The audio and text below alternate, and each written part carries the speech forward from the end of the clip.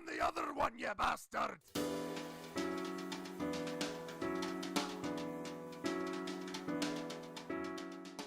Maketoys is extremely well known for their pedigree when it comes to making third-party figures. If you've been with the channel for a while, you'll know that Delta Manus, their repaint of Striker Manus, their sort of stylized version of Classics Optimus Prime, topped my 2019 list. I've actually got the Jetfire that goes with it on the way, finally. Found a listing on Facebook. Facebook's great for secondhand sales. And this year I've had a lot of fun with Coupler, also known as Chrome Dome, a truly fantastic third-party masterpiece figure, and I don't really collect that much third-party masterpiece, but this figure intrigued me and delivered on so many levels. So Maketoys is great at making large figures, but what about small scale? That doesn't seem like their forte. I mean, I'm not saying they can't do it, but when you're a niche company, you really should play to your strengths. And in this instance, they decidedly didn't. In vehicle mode, you can kind of already start to see what's wrong. Less so with Seaspray, but definitely with Powerglide. Right off the bat, these look dated, and yes, a lot of the third-party vehicle modes do look dated. That was just par for the course with the period, but these especially so. Although, as I said, definitely less so with Seaspray. Seaspray is at the very least cohesive enough.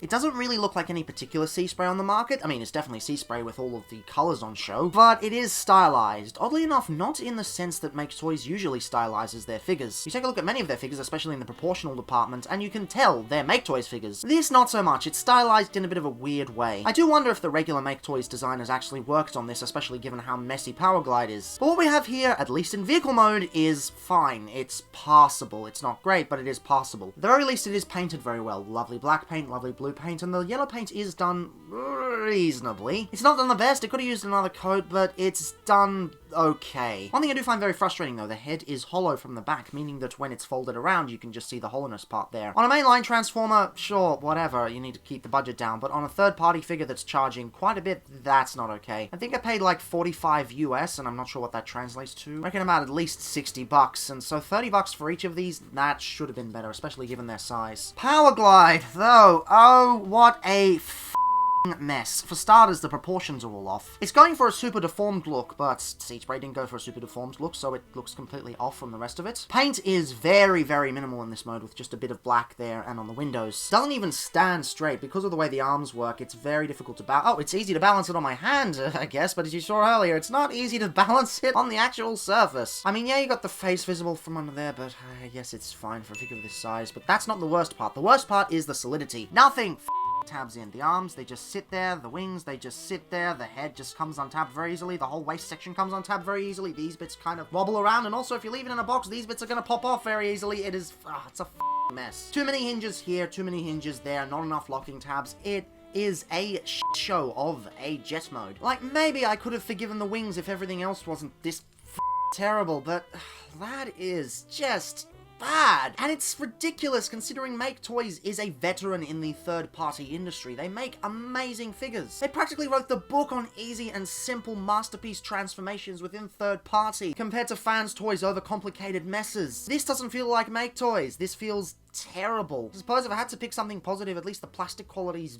decent. Nothing great, but decent. But yeah, this is a figure. And now it's actually balancing now. Don't you love it when you point out a flaw and then it doesn't do the flaw for the rest of the video? Hooray! But the thing is, these come as a set. You can't really buy one or the other, and within the sets, the aesthetics just don't match up. It's not the worst thing in the world, but it makes these feel even more slapdash. These were not well thought out. They were made to fill a niche that Maketoys just wasn't well versed in doing, and this is the result. And Powerglide's not balancing again, but whatever. He is 7.8 centimeters long, and has a wingspan of 8.5 centimeters. And as for Seaspray, he is 7.5 centimeters long, and 3.5 centimeters in both width and height. Now, of course, next to your standard Legends figures and Micromasters, they are not going to scale very well, and that is on purpose, because they are actually meant to scale with Legion figures, although back then they were called Legend figures. Now you see why I like the core class name so much, because it's not confusing determining which Legends figures you're referring to anymore. You see, with the recent War for Cybertron line, this isn't the first time Hasbro has tried to redo the mini-bots, or if you consider the Thrilling 30 Legends lineup that decided to continue after that, that's not even the second time. This is the third attempt, because back in Classics and Universe 2008, Hasbro tried to remake the mini-bots as Legion figures, or Legends figures. Jeez, the naming's so confusing. But they stopped. They left a lot of gaps, and that's what Maketoys tried to fill. Tried and failed. I mean, I guess they could fit in with some of the Iron Factory Legends figures at the size, but you really don't want to, especially with their clunky transformations. For Seaspray, the first thing you want to do is bring the arms out a bit. But oh no, this bit doesn't flip out. You have to somehow finagle the arms all the way out, stressing the plastic, and then get that over the top, and then they fold up. These shoulder hinges just are not good. Then you pull this section out, and that'll bring out the feet, and then the feet come out on a ball joint, and you're done, aside from turning the head around 180 degrees. Seaspray's transformation should not be that difficult, but for some reason the poor tolerances make it so. And then you can kind of tell how Powerglide transforms. It's very similar to the G1 and the Combiner Wars version. You fold up the wings and then you fold out the arms, but be careful, otherwise they might fall off. These arms are very fragile, stupidly fragile. Then you just extend the whole body like so. I forgot, you're supposed to come around to the front and bring the head around. Ah, yes. Fold these sections out and around like that, but be careful that these don't fall off either.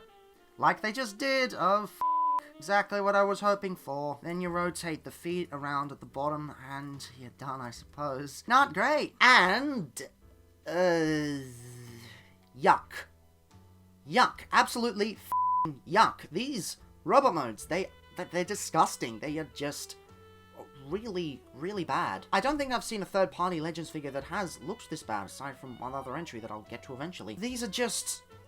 everything's wrong. I suppose Seaspray's the better one of the set, but he's definitely got his problems. For starters, this whole back section just seems detached from the rest of the body, and it doesn't even remain straight. You kind of have to angle it at just the right angle. You got the whole segmented section when it's really easy to get that to work on a Seaspray. The arms actually really feel bad to turn because they stretch and stress the plastic when you move it up, and then they kind of just lock back into place when they're down there. It's so stupid. The waist section doesn't tab in, it just kind of folds back and flips around like that. And the feet, what the have they done with the feet? Yes, I guess that he's got a bit of a ballooned look. However, it's supposed to be less curved towards the bottom, so it actually looks like feet. I mean, take a look at the previously reviewed G1 Seaspray. You can see it's got less of a curve on the top and more of a curve on the bottom. That way it actually looks like feet. With this one, they just...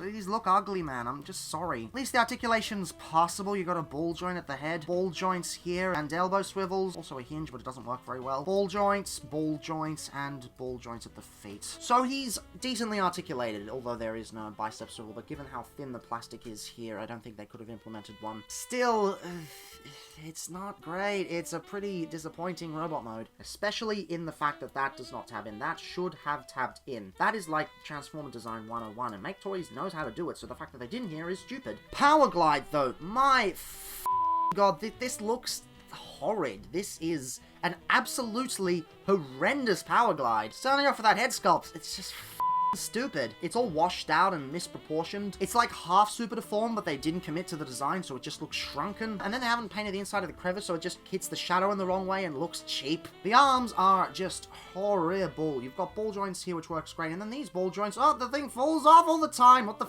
And then they don't bend forward, they only bend inwards. Now, many people call this the gorilla arm syndrome, but I prefer to call it inward elbow syndrome, because gorilla arms also refers to giant front arms that only do that, whereas inward elbows is a bit more descriptive. But on the topic, massively hollow here due to the transformation. Maybe if they had just had them fold in like the Combiner Wars version, it would have worked way better, but no, they didn't. They did it this badly. The torso is way too simple. It's only got details here. There's just nothing here on Powerglide's chest. And I know Powerglide doesn't have the most detailed chest in the G1 show and toy line, but this is just ridiculous. Fortunately, the waist does lock on here, but oh look, he's wearing red underpants because of the way they've painted these, and they didn't need to paint that because they weren't visible in vehicle mode. What the The legs are a joke. These side bits do not tab in, they just slot in there, and there's no locking mechanism, so they just fall out. The feet, what the I guess they wanted to do that so they could get an ankle tilt going, but the ankle tilt barely works because it's at an angle. This really sucks. This absolutely sucks. You can't even turn the head because of the kibble, and oh, these like to untab as well.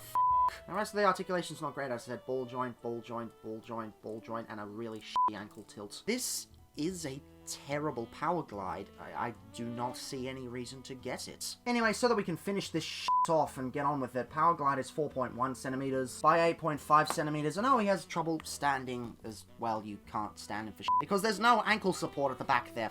This thing. And Seaspray is 3.4 centimeters by 9 centimeters. And of course, size-wise, here they are next to your standard Legion figure, so I guess they'll fit in with your Universe and Classics Legion Legends, so I guess it'll work. Then you got your standard Legends figure, which they of course won't work with, and why would you buy them when the Combiner Wars versions and Titan Turn versions exist? A standard Earthrise Micromaster, and crumbs, and that's it. I don't have to mess with these pieces of garbage anymore. These things, they really are bad. I did not expect this from Maketoys, but they're trash. To me, this doesn't seem like a designer-led project. It just looks like the investors forcing the designers to fill a gap that Hasbro has left. And if that's the case, then it really would make sense because these guys just don't have the same effort put into them. This is a bad Seaspray, and there are so many better Seasprays on the market. You can just get the Titan's Return version, and he's much better. But the real star of this show is Powerglide.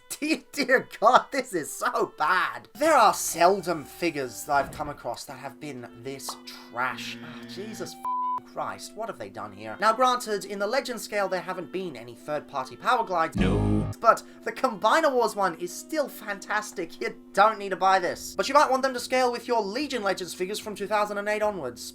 Why would you want them to scale with your Legion Legends figures from 2008 onwards? Third-party Legends doesn't really fit to that scale. And if you're not a scale nutter like myself, then you shouldn't get them anyway, because they're just not good figures to begin with. I only got them because I'm a completionist, and I was massively disappointed. But sometimes if you're a completionist, you buy figures you don't like. That's just the way things go. And if you're not a completionist, please just skip these figures. They're not worth it. I honestly expected better from Maketoys. I thought they would deliver a much better product, but they didn't. So I suppose in this chaotic third-party Legends landscape, you should expect the unexpected.